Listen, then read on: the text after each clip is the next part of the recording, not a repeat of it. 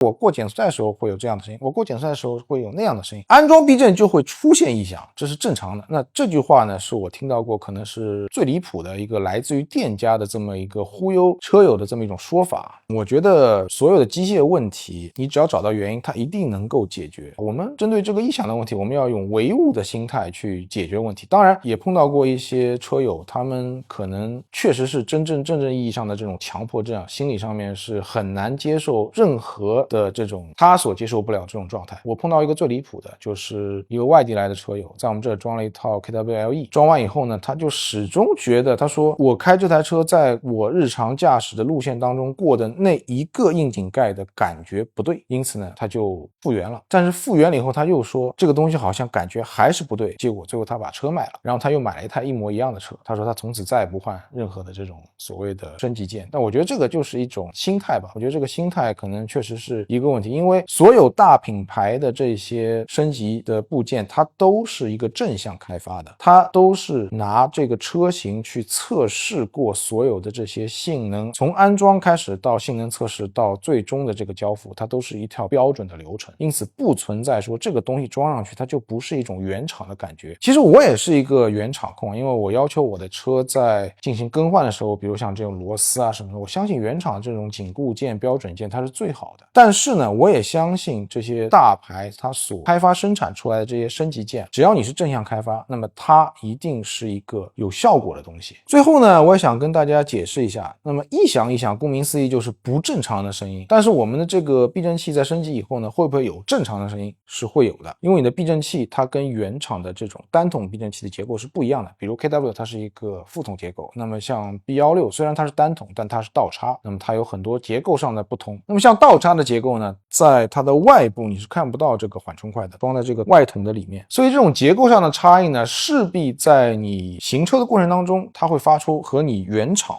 避震不一样的这种声响。那么像之前还比较出名的一个事情，就是奥迪 B9 系列这个 KW-V3， 它的前后筒都会在过硬井盖的时候会发出这种咕叽咕叽这种声音。那么有些车友呢，他是接受不了，但有些车友在经过了我们的详细解释以后呢，他也是能接受这个声音的。其实这就是一个油液经过阀门的声音，那这个声音其实就是一个工作声音，它是正常的。当然啊 KW 也给出了非常妥善的这种解决方案，以至于他们后期的这个产品啊，在后避震上加了一个副筒，它行程是固定的嘛，但是我提升了整个避震筒的这个油液容量以后呢，那么它这个声音就会自然而然解决了。另外呢，就是不同品牌它因为这个避震器的结构设计不同啊，因此呢它的内部压力其实也有不同。像我们这个 DF1 的话，它内部压力是打10个巴的气压，那么像有些 KW 避震它可能会达到15个巴的气压，那么像原厂呢，其实里面也会有高压气。很多人喜欢拿减速带这个东西，我过减速带的时候会有这样的声音，我过减速带的时候会有那样的声音，但减速带这个东西真的它是一个非常独特的工况，我们不能以这种单一的工况来概述说啊，你这个东西就是有问题。那么很多避震器在过减速带的时候，它会有这种高压气的这种气压声啊，噗嗤噗嗤噗嗤，其实这个声音是很正常